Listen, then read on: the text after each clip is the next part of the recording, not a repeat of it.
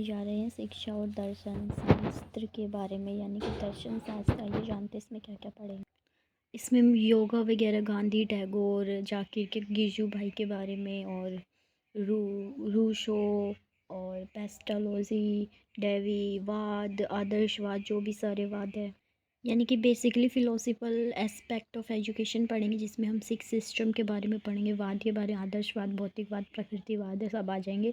और इसमें हम बुद्धिज़्म और जैनिज़्म और इस्लाम में हमारी एजुकेशन कैसी थी, और थिंकर्स के बारे में पढ़ेंगे, जिसमें गांधी, टैगोर, जाकिर, गिजुभाई, और वेस्टर्न थिंकर कौन थे, रूसो, पेस्टोलॉजी, डेवी। तो अब फिलोसफी क्या होती है? ज्ञान की उस शाखा या ब्रांच जिसमें इस ब्रह्मांड के अंतिम सत्य की खोज की जाती है, देन रियलिटी के बारे में डिस्कवर किया जाता है। उपनिषद में क्या कहा है? दृश्यते अनेन इति दर्शनम, जिसे देखा जाए अर्थात सत्य के दर्शन। तो sight of truth is philosophy, सच को देखना, सच को ढूंढना ही क्या है? उपनिषद में भी यही कहा है, वो दर्शन शास्त्र है। दर्शन सत्य के स्वरूप की तार्किक विवेचना है। ये क्या है? डॉक्टर राधा कृष्ण जी ने कहा है, जिनके बारे में हम देखेंगे। और इन्होंने क्या, philosophy is the logical analysis of nature of reality. वही कहा है कि सत्य के स्वरूप की तार्किक विवेचना, लॉजिकल, तार्किक यानी लॉजिकल, विवेचना यानी नेचर ऑफ, नेचर। तार्किक विवेचना मतलब हो जाएगा माना लॉजिकल एनालिसिस। क्या करना? लॉजिकल एनालिसिस किसका? सत्य दर्शन, नेचर ऑफ रियलिटी, दर्शन जो हमें दिखाई देता है उसके दर्शन सत्य के रूप में, क्या? उस रियलिटी को देखना।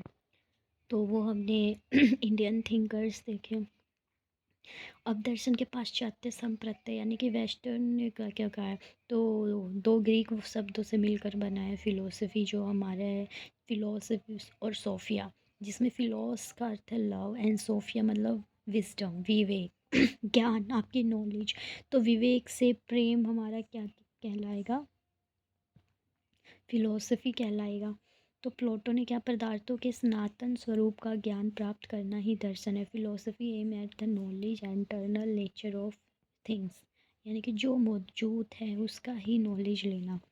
एरिस्टोटल ने क्या कहा? दर्शन एक ऐसा विज्ञान है जो परम तत्व के यथार्थ स्वरूप की जांच करता है। सेम बात बोलिए, शब्द अलग हो जाए। इसमें परम तत्व के यथार्थ यानी कि जो है जैसा है वैसे ही उसको डिस्कवर करना, देखना।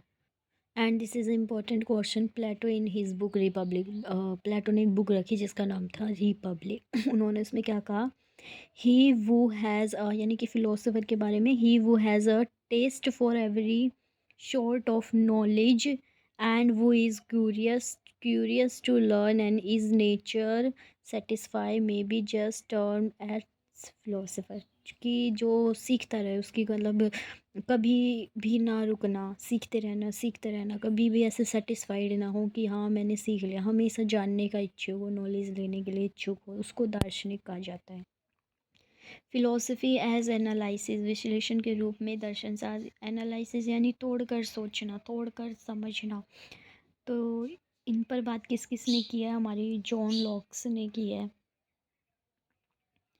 और बार्ले ने किया है, और हमारा जॉन पॉवर्टी मिल ने किया है, मिल ने, ह्यूमे ने किया है, मुरमुरे ने किया है, हीगल ने किया है।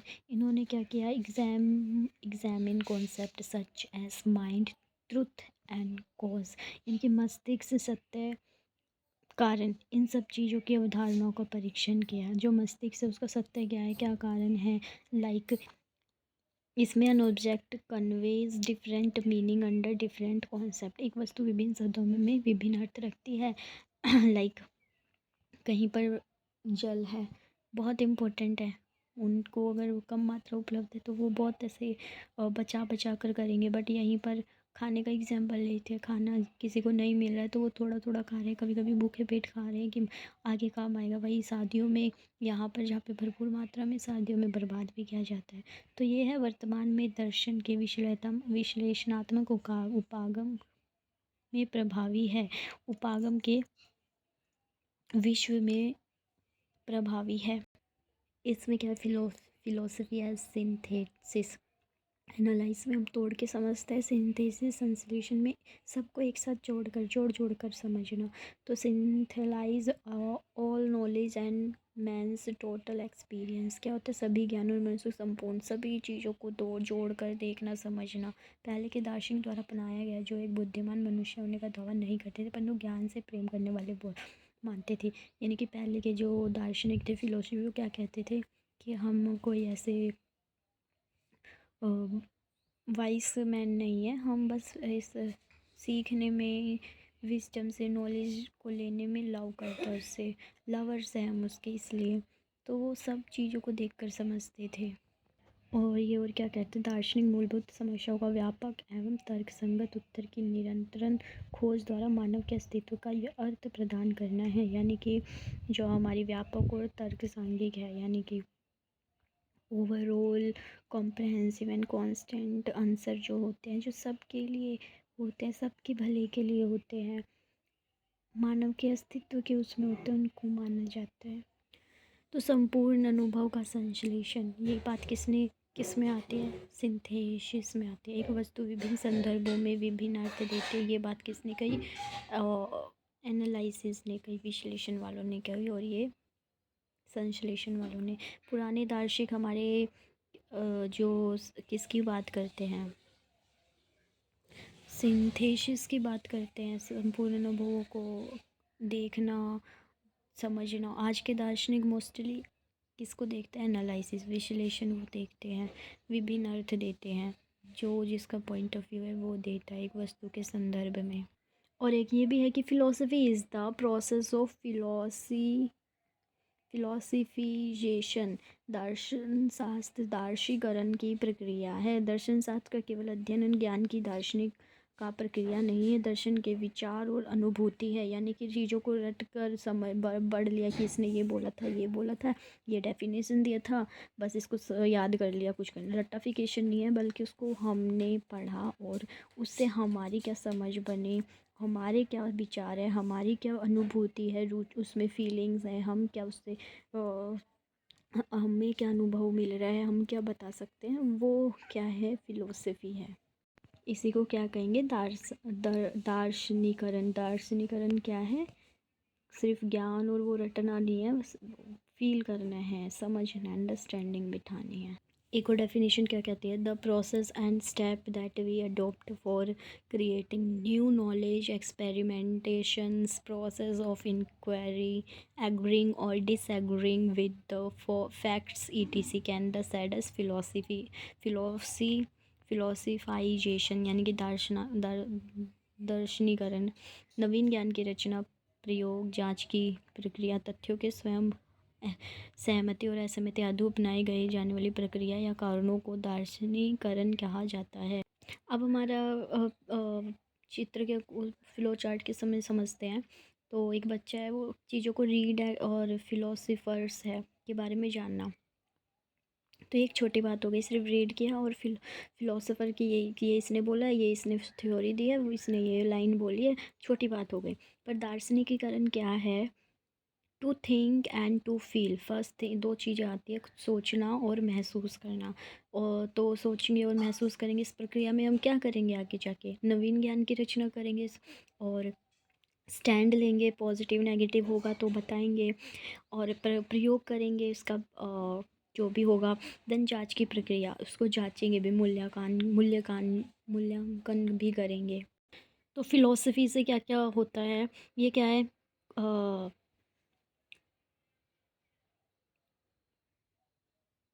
क्या है, ये क्लोजली रिलेट टू एजुकेशन, शिक्षा से संबंधित है, डायनेमिक एंड लिविंग फोर्स होता है इसमें। As art as well as science, कला और विज्ञान दोनों guide the way of life, दिशा देता है। Love and knowledge and wisdom, ज्ञान, नॉलेज वगैरह जो है, अपनी खुद का जो विचार है उस धारा से प्यार होता है इसमें, मतलब उस जानने की इच्छा होती है। ब्रह्मांड का असली स्वरूप पे तार्किक विवेचना होती है, लॉजिकल एनालिसिस, तो ultimate truth of the universe. और यहाँ पे सिर्फ हमारा कला आएगा क्योंकि ये एक आर्ट है, साइंस नहीं है। तो फिलॉसफी यानी कि दर्शन, साथ दर्शन, अनुभव, एक्सपेरिमेंट और परिकल्पना होती है, स्पेकुलेशंस होता है, लॉजिक होता है, आधारित शास्त्र, प्रयोग सिद्ध एक्सपेरिमेंट है। यानी कि ये हमारी एक कला है, बताया गया है, जिसमें हमारा अनुभव वगैरह हमारे खुद के एक्सपीरियंस होते हैं, हमारे खुद के लॉजिक वगैरह होते हैं। तो ये क्या है, व्यक्तिनिष्ठ है या वस्तुनिष्ठ है? क्वेश्चन पूछा जाता है तो ये क्या है, व्यक्तिनिष्ठ है, सब्जेक्टिव है।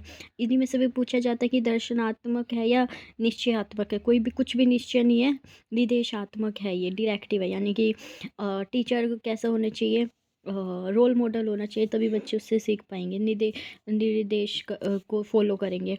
उदार अनुशासन होता है, इसमें कठोर अनुशासन हो, इसमें उदार अनुशासन होता है। यानी नई नई चीज़ें जुड़ती रहती है, हमेशा कुछ ना कुछ नया ऐड होता रहता है, नए एक्सपीरियंस, स्पेक्टिकुलेशंस, तर्क वगैरह या इम्पेरिकल प्रयोग सिद्धि इस पे होती रहती है। भारतीय और पाश्चात्य दर्शन में क्या होता है, अधिकतर ये होता है कि मनुष्य को दुख में स्पिरिचुअल, आध्यात्मिक, आधि भौतिक, मेटाफिजिकल वगैरह की बात होती है। दुख वगैरह है तो उसे आध्यात्मिक रूप से दूर किया जा सकता है। इसमें क्या, सेटिस्फाइड एंड एंग्जाइटी, कौतूहल को शांत करना, जो भी मन में चल रहे विचार उनको शांत करना, आश्चर्यजनक वस्तु और क्रियाओं को देखने से हुआ है। फिजिकल सेटिस्फेक्शन ऑफ नीड्स, जो पूरा होता गया, ये क्या है, स्पिरिचुअलिटी, अध्यात्म माना गया है। हाँ, ऐसे वर्ल्ड होता है। इसमें क्या है, इंडिपेंडेंट, विकास स्वतंत्र रूप से होता है। इसमें अन्य अनुष्ठानों डिसिप्लिन से होता है।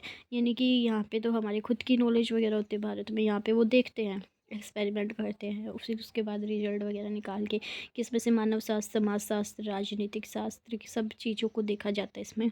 और इंटरप्रिटेशन ऑफ एक्चुअल नॉलेज, वास्तविक ज्ञान के स्वरूप की व्याख्या होती है कि हाँ एक्चुअल में ये है, उसको बताया जाता है। और क्या है, इसमें समस्त ज्ञान के विज्ञान की जो भी ओवरऑल इनको समझ में आता है वो ये डिस्ट्रीब्यूट करते हैं। और क्या होता है इंडियन फिलोसफी में, based on experience, knowledge and supported by logic, अनुभूतिक विज्ञान पर आधारित और तर्क, दोनों होते हैं इसमें, बट इसमें सिर्फ लॉजिक के आधार पर, अच्छा ऐसे ये वो। और उसमें धर्म का गहरा संबंध होता है, जो भी हमारी स्पिरिचुअलिटी भी कह सकते हैं, रिलीजन का बहुत गहरा संबंध होता है, इससे कुछ उसको लेना देना नहीं है। ठीक है, ऐसे होता है, वो फॉलो कर लेते हैं सीधा देख के कि हाँ फ़ायदा पहुँच रहा है, फॉलो कर ले। इसमें पूरा देखते हैं, उस एक्सपीरियंस सुनते हैं, फीडबैक सुनते हैं, देन जाके थ्योरी वगैरह बनाते हैं। तो आज हमने देखा फिलोसफी एक्सपेक्ट, सिक्स सिस्टम वगैरह ये दिए गए, 1 2 3 4 5। तो योगा की बात करेंगे, इसमें ये सब बताया गया है। देन